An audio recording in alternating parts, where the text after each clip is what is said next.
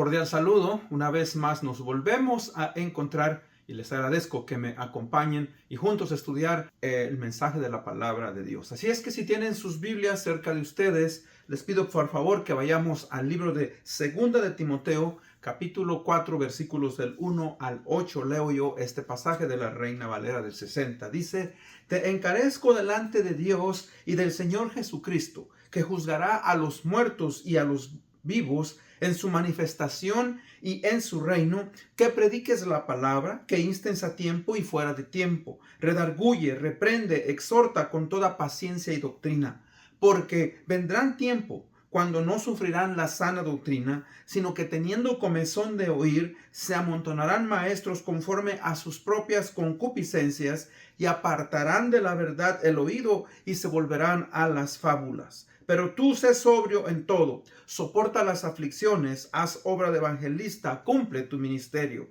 porque yo ya estoy para ser sacrificado y el tiempo de mi partida está cercano. He peleado la buena batalla, he acabado la carrera, he guardado la fe. Por lo demás me está guardada la corona de justicia, la cual me dará el Señor juez justo en aquel día, y no solamente a mí, sino también a todos los que aman su venida. Oremos. Padre, una vez más te agradecemos en este día por el privilegio y la oportunidad de poder venir ante tu presencia, Señor, y poder pedirte que nos ayudes a desarrollar convicciones cristianas basadas y fundamentadas en tu palabra. Señor, que nuestra fe crezca y que no importa lo que diga la cultura, lo que diga el mundo, Señor, lo que otros digan y aún nuestro propio corazón nos dicte, sino que esto sea, Padre, guiado a través de los principios que tú nos has dado en tu palabra. Bendícenos, abre nuestra mente y nuestro entendimiento. Esto lo pedimos en el bendito nombre de Cristo Jesús, nuestro Señor y Salvador. Amén.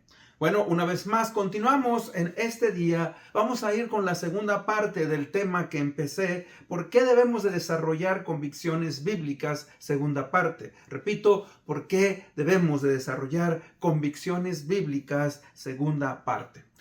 La historia que escuché es una historia cierta. Este empleador hizo la siguiente afirmación después de haber contratado a muchos empleados para su compañía o su empresa. Y él dijo lo siguiente, dice: prefiero contratar a una persona que no sea cristiana y que tenga convicciones morales que a una que se declare cristiana y que no tenga convicciones. Ahora, eso puede ser doloroso para algunos de nosotros. ¿Y por qué esta persona dijo eso? Y yo creo que lo dijo porque es muy posible que ya había tenido alguno o varios empleados que se presentaron como cristianos y que le fallaron. Y que muy posiblemente tuvo algunos que sin ser creyentes tenían buenos principios morales y que le rindieron mejor en su compañía.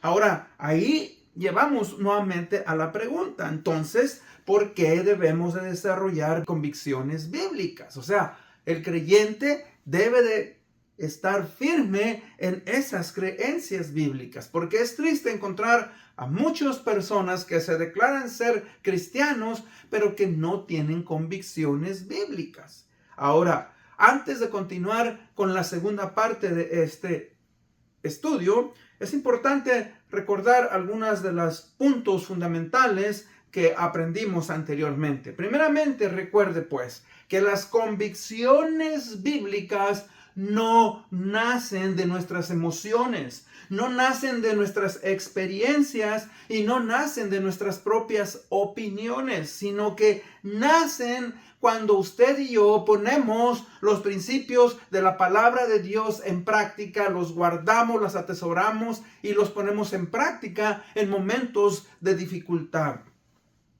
La palabra de Dios, pues, mis hermanos, debemos de guardarla, debemos de creerla y debemos de obedecerla.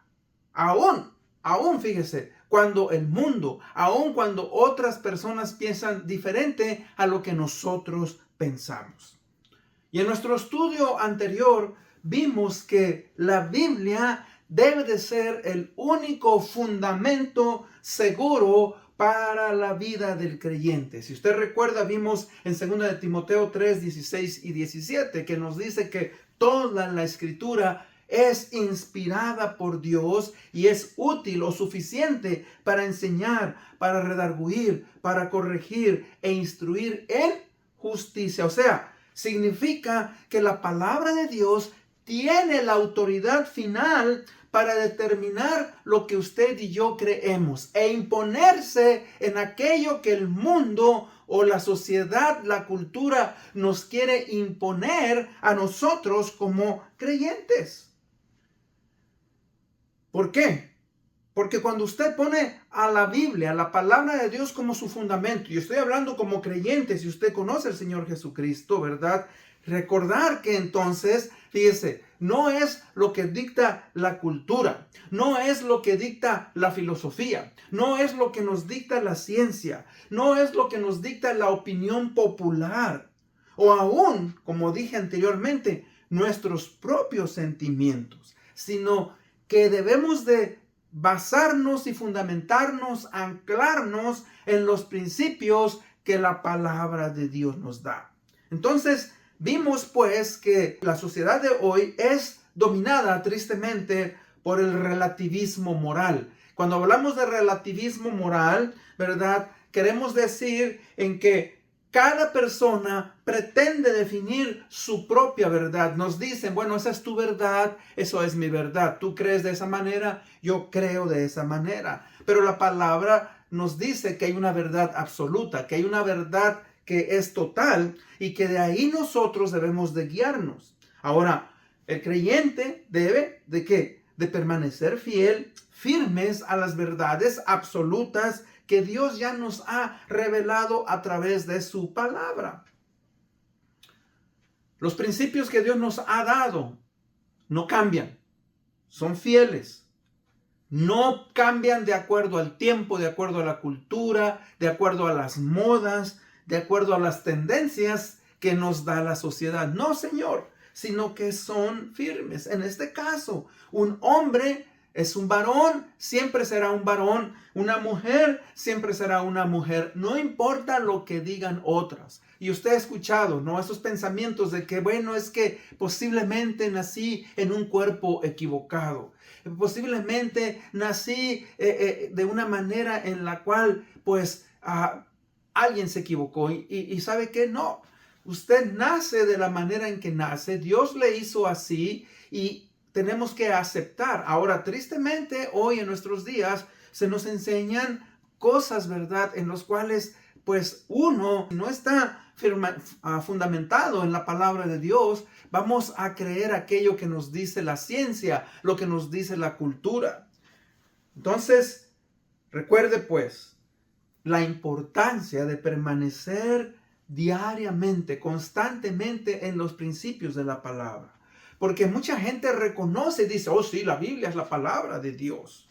La Biblia es un gran libro, pero ¿está usted alimentándose de ella? Sus principios que usted practica están fundamentados en ella. Y ahí donde recuerde que la palabra de Dios nos sostiene en esos momentos de presión, en esos momentos en los cuales pasamos por dificultades, nos consuela, nos anima, nos guía cuando estamos enfrentando situaciones difíciles y nos da fuerza para continuar adelante. Entonces, la palabra de Dios, pues, tiene propósito. Nos recuerda que es viva, es eficaz, no es un libro antiguo lleno de buenos consejos, es la palabra de Dios. Tiene el poder para transformar el alma, el corazón, nuestros pensamientos, nuestras intenciones y nos lleva a producir un cambio que ninguna filosofía humana nos puede dar. Por eso en este pasaje que leímos, mire, dice Pablo a Timoteo. Pablo escribió esta carta a Timoteo y le dice, te encarezco. Y la palabra encarecer de una manera solemne, o sea, formal, firme. Te encarezco, te pido delante de Dios y del Señor Jesucristo, que juzgará a los vivos y a los muertos en su manifestación y en su reino. O sea, viene un día en el cual Todo individuo, toda persona va a ser juzgado por Dios. Y Él le está diciendo, ¿verdad?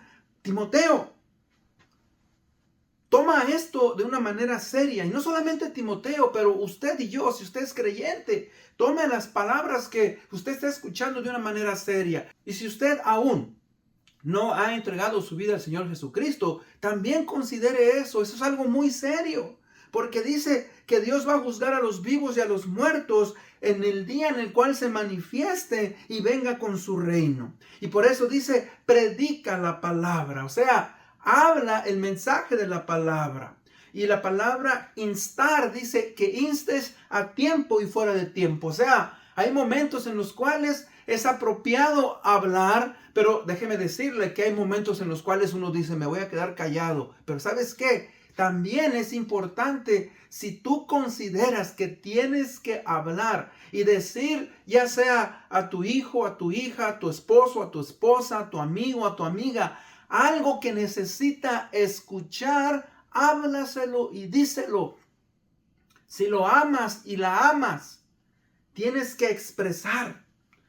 Pablo le está diciendo, redarguye, reprende, exhorta con toda paciencia y doctrina. Ahora, claro, tenemos que ser pacientes con otras personas, con los hijos, con el esposo, con la esposa, con los amigos, porque a veces hacemos cosas que están mal y no nos damos cuenta. Por eso dice, redarguye, reprende, exhorta con toda paciencia y doctrina. Usted y yo hemos sido llamados a exhortar, a animar, a llevar a una persona a ver sus errores. Y la palabra de Dios es lo maravilloso. La palabra de Dios es lo que hace. Recuerda que vimos el Salmo 19, que dice que la ley de Jehová es perfecta, que convierte el alma. Las convicciones, pues, bíblicas, no se forman por asistir a la iglesia ocasionalmente, ni por escuchar un buen sermón. Se forman cuando permitimos que la palabra de Dios transforme y cambie nuestro pensamiento, nuestra manera de pensar, lo que llamamos el corazón. Así que vamos pues a continuar con los siguientes puntos que vamos a ver en este momento. En cuarto, la convicción de ser fiel a la iglesia de Jesucristo. Ahora, si usted aún no es miembro de una iglesia, bueno, yo le invito a que se haga miembro de una iglesia. Ahora, fíjese cuando dice ser fiel a la iglesia de Jesucristo. No a la iglesia del pastor Rafael Mundo, porque no es mi iglesia. Cristo me llamó como pastor. La iglesia es de Jesucristo. No a la iglesia de la denominación y a la denominación que usted pertenezca, sea bautista, cualquier otra denominación. No, ¿verdad? A la iglesia de este mundo. No, a la iglesia de Jesucristo. En los versículos que leímos, Pablo le exhorta. ¿Por qué? Porque Pablo instituyó y formó a Timoteo, a Tito, para que ellos fueran y pusieran pastores en las iglesias locales. Y ahí donde nosotros, mis hermanos, amigo que me escucha, viene la importancia de ser fiel a esa convicción. Tenemos que desarrollar, ¿verdad?, convicción. Y voy a decirle, hay una diferencia entre creencia, creer y convicción. Primeramente, una creencia o creer proviene del conocimiento humano, de los sentidos, lo que me da seguridad. Eso es básicamente, le hacen la pregunta, ¿tú crees que el sol va a salir mañana? Oh, sí, yo creo que el sol va a salir mañana. Muy bien. ¿Tú crees, verdad, que mañana vas a tener vida? Yo creo. Bueno, esa es una creencia. Pero la convicción va todavía más allá. Una convicción viene de estar convencido. Fíjese que la convicción de la persona viene de aplicar los principios de la palabra de Dios a través de mis experiencias en la vida. Y llego a estar convencido de que Dios va a trabajar a pesar de las circunstancias y de lo que yo no puedo entender. Y la Biblia nos lleva pues a que usted y yo desarrollemos esas convicciones, de creer a tener convencimiento, a desarrollar una convicción de que Dios va a trabajar en mi vida a pesar de las circunstancias y de acuerdo a su voluntad. Porque también nos cuesta trabajo aceptar la voluntad de Dios. Y muchas veces nos desesperamos y muchas veces nos sentimos, ¿verdad?, ¿qué está pasando con Dios? ¿Por qué Dios no me responde? Ahí es donde, ¿verdad?, nosotros llevamos los principios a creer. Ahora, la pregunta que yo le hago, o que debemos de responder, ¿por qué debemos de ser fieles a la iglesia de Jesucristo? ¿Por qué? Mire lo que dice Pablo a Timoteo. En versículo 3 dice, porque vendrán tiempos cuando no sufrirán la sana doctrina, sino que teniendo comezón de oír, se amontonarán maestros conforme a sus propias concupiscencias. O sea, vendrán tiempos, sí, los tiempos siempre han sido peligrosos, pero tristemente hoy, usted conoce, han entrado filosofías que son tan raras y que la gente las cree. Como mucha gente cree que los ovnis van a venir y un día van a controlarnos, nos van a esclavizar. Algunos creen, ¿verdad?, en el proceso de la evolución, que nosotros hemos venido a través de una célula y que esa célula ha evolucionado y hoy nosotros somos lo que somos gracias a esa célula.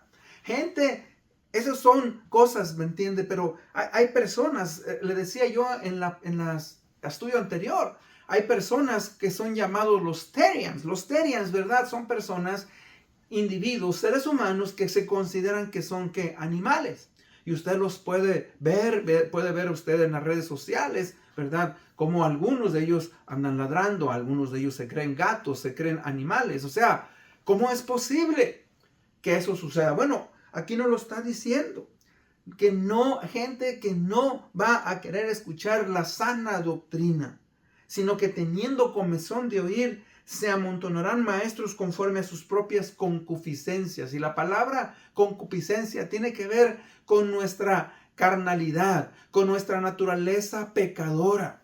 Una persona, ¿verdad?, que no quiere la verdad, sino que quiere hacer lo que su corazón, sus instintos, su motivación personal le dicta.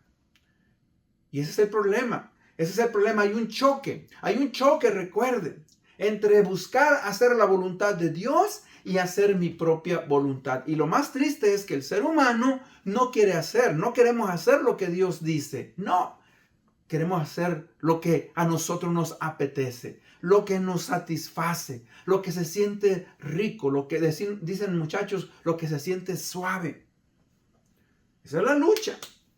Y ahí dice, se amontonarán maestros conforme a sus concupiscencias. Fíjese, siempre va a haber individuos que van a apelar a nuestra persona y que van a hablarnos cosas que parecen absurdas, pero que si nosotros las escuchamos, vamos a aceptarlas. Tenga cuidado. Y luego dice el versículo 4. Y apartarán de la verdad el oído y se volverán a las fábulas. Fíjese, es fábulas. O sea, historias tan infantiles. Y hay gente que me ha dicho, bueno, la Biblia es un libro de fábulas. Bueno, hay una diferencia. Nosotros creemos que todo lo que ha ocurrido es a través del poder de la palabra de Dios. Cuando hablo con alguien que cree en la evolución, yo le digo, Dios nos creó, Dios existió. Y mire, una de las cosas absurdas de la evolución, si una célula dio producto a un animalito, vamos a decir a un ratón. Bueno, si esa célula dio un sistema evolutivo de que se vino a desarrollar un ratón, ahora ese ratón, ¿cómo es que se siguió propagando? Porque nosotros hoy sabemos que para propagarnos necesitamos ¿qué? Necesitamos de una hembra y un macho. Y si el ser humano no se propaga, entonces la humanidad se extingue. Y eso es lo chistoso, que creemos esos mitos, creemos esas historias, y Dios nos dice que Él hizo las plantas, los animales, y hizo, ¿verdad?, una hembra, un macho, y Dios hizo al ser humano, y lo hizo varón, y hizo una mujer, para que pudieran procrearse, y de ahí venimos toda la humanidad. La Biblia nos habla de la maldad que hay en nuestro corazón. La Biblia nos habla de la manera en que usted y yo vivimos y no queremos muchas veces, ¿verdad?, aceptarlo. Entonces, ¿por qué debemos de ser fieles a la iglesia que Cristo estableció? Bueno, porque usted debe de mostrar ese amor por Jesucristo. Fíjese que nuestra motivación de ser parte de la iglesia de Jesucristo debe de ser porque usted ama a Jesucristo. Usted quiere honrar a Jesucristo. Él dijo, yo estableceré mi iglesia, le dijo a Pedro, y las puertas del Hades no prevalecerán contra ella, en Mateo 18, 16. Ahí vemos, ¿verdad?, cómo Dios está estableciendo, Cristo estableció su iglesia. Es importante. Y nosotros, ¿verdad?, desarrollamos la convicción de ser fieles a la iglesia por agradecimiento. Usted debe de ser fiel a la iglesia que Cristo estableció en agradecimiento. En agradecimiento a aquel, mire, Efesios 2:1 dice, y Él os dio vida a vosotros cuando estabais muertos en vuestros delitos y pecados. O sea, que Él nos rescató. Cristo Jesús, al venir a morir por nosotros en la cruz del Calvario, nos ha dado el privilegio de ser ahora salvos, de ser hechos hijos suyos.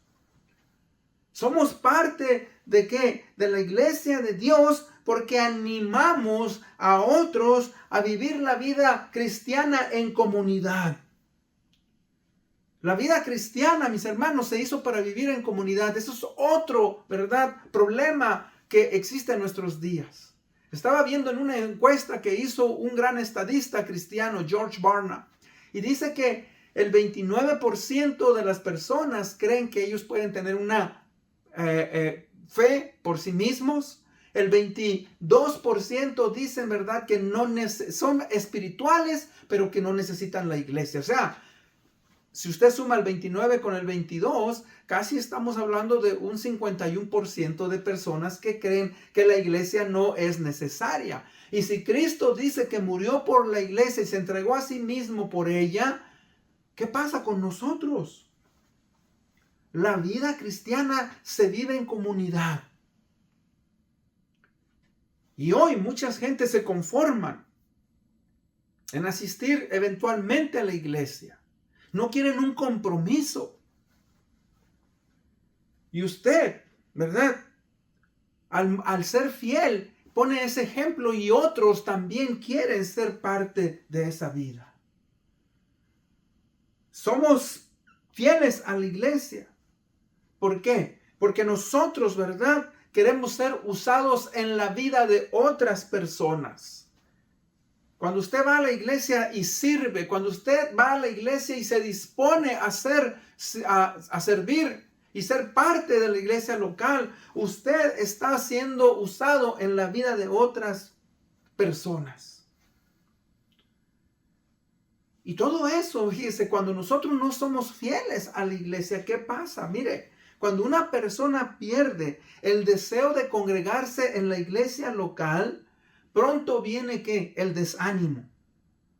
Quiere apartarse de Jesucristo. Y si no se aparta de Jesucristo, está viviendo una vida mediocre. Por eso la invitación que se le hace es que sirva a Jesucristo con todo su ser, porque le pertenecemos. Número 5, la convicción puesta en la fe en Jesucristo. Hebreos 11:1, la convicción puesta en la fe en Jesucristo. Hebreos 11:1 dice que es pues la fe la certeza de lo que se espera, la convicción de lo que no se ve. En el libro de Hebreos 11, todo el capítulo nos enseña que la fe, ¿verdad?, nos da seguridad en Dios. Y creemos que Dios va a cumplir aquello que ha prometido. La fe bíblica no solamente es decir creo en Dios, no, la fe bíblica es creer en Dios y esperar en Él, confiar en Él y obrar conforme a Él no lo dice. Esta fue la fe, mire, que ha sostenido a miles de creyentes en el Antiguo Testamento, en el Nuevo Testamento y a través del cristianismo desde que comenzó hace 2000 años o más.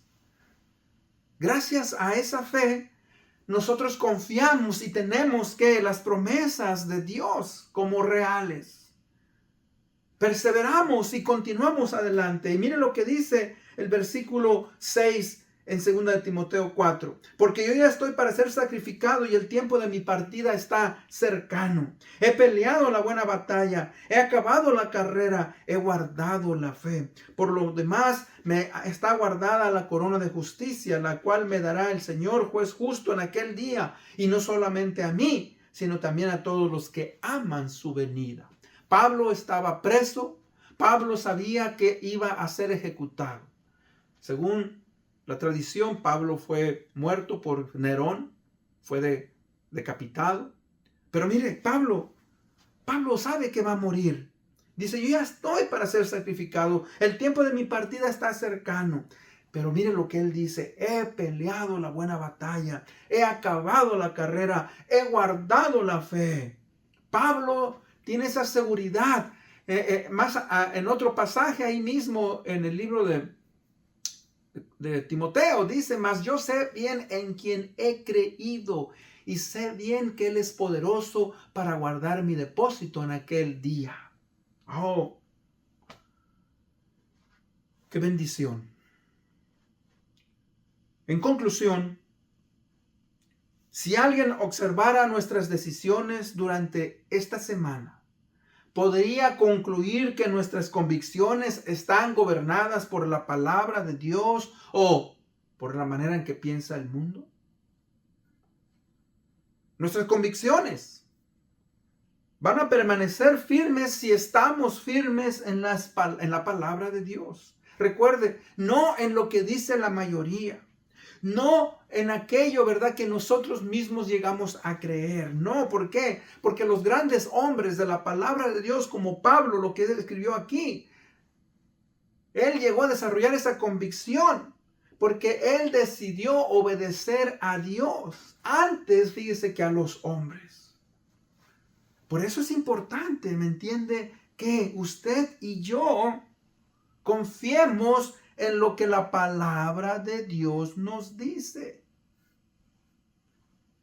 A veces nosotros, mis hermanos, nos ofendemos por ciertas cosas que se hacen en la iglesia y que no van en contra de la palabra de Dios. Simplemente es algo, ¿verdad?, en que nosotros creemos que debe de ser hecho esto así. ¿Por qué este canto no se cantó? ¿Por qué, verdad, estamos mucho tiempo parados en la iglesia? ¿Por qué no esto? O sea, hermanos, son a veces cosas personales.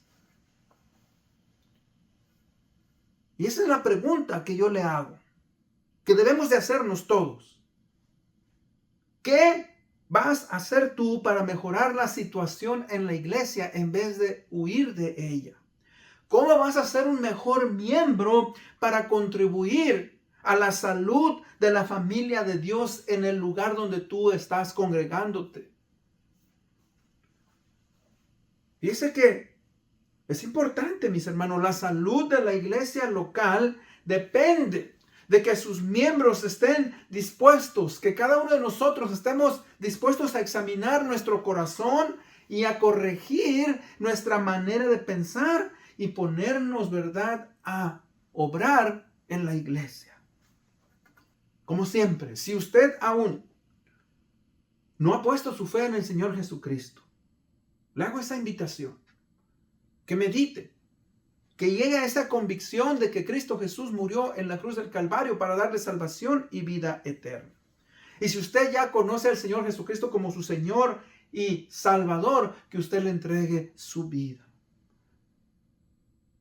en servicio, en agradecimiento.